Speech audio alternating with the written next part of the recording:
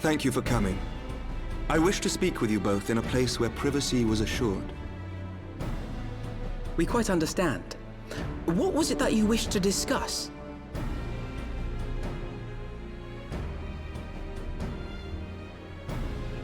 With my father's passing, the seat of the Archbishop lies vacant. And so, in accordance with canon law, I have assumed his responsibilities. I should stress that this is a temporary measure. It was never intended that the Lord Commander of the Temple Knights serve in this capacity indefinitely. Quite the opposite. The statutes specify that I should surrender my powers as soon as a conclave of the senior clergy and the high houses have named a new archbishop. But in light of recent events, that would not seem appropriate.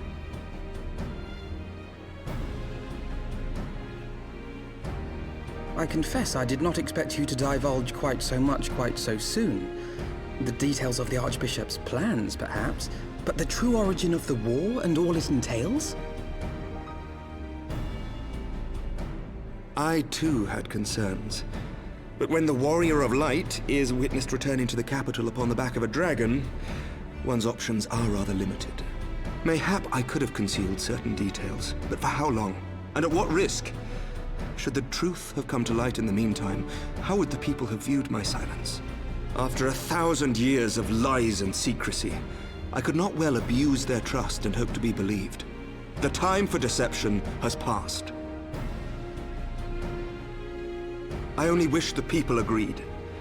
That some would deny the truth I had anticipated, but not this many. And among the few who acknowledged that my father had to be stopped, no small number questioned our methods. If they suspect a coup, it will not be long before some turn to violence. It has already begun, and that on both sides. Men and women of the cloth are being harassed in the streets. Some have even been assaulted in the Broom. Hilda and her people have formed a watch to help us maintain order. But such measures will not prevent the unrest from spreading. For all our talk of peace, the people remain frightened and confused. For their sake, we must bring the Dragonsong War to a definitive end. And we should be glad to help you, Sir Emmerich. But what precisely would you have us do?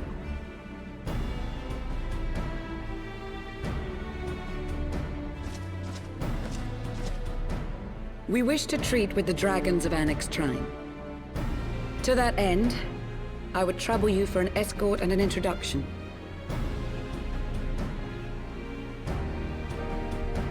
Annex Trine? You would speak with Vidofnir, then?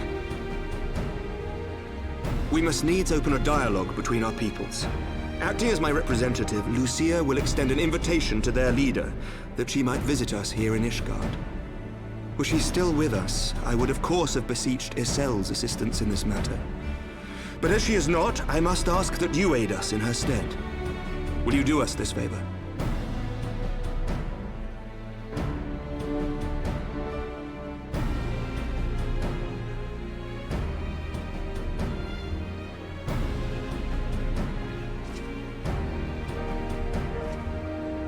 Thank you, my friends. Lucia, I leave the rest to you.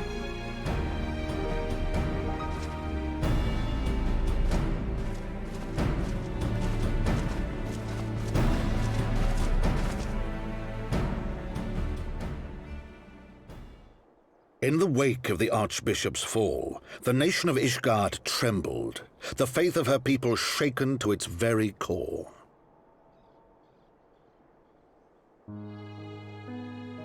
For 1,000 years had they fought and died, certain of the justice of their cause, only to be told that their holy war was born of the sins of their forefathers.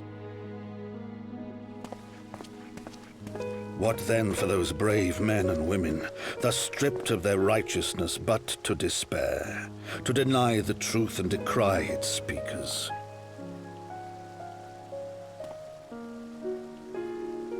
And what then for those whom they defamed but to hope on, to have faith in a brighter tomorrow?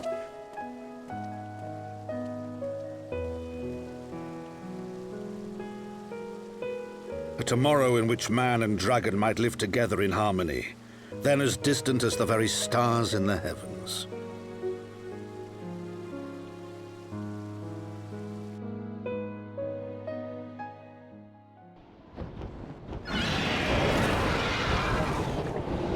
Yet while we dared to hope, deep within his lair the enemy lay, gathering his strength. Nidhogg, now possessed of his 2 eyes and the body of the Azure Dragoon, prizes to which he had laid claim at the very hour of the hero's triumph.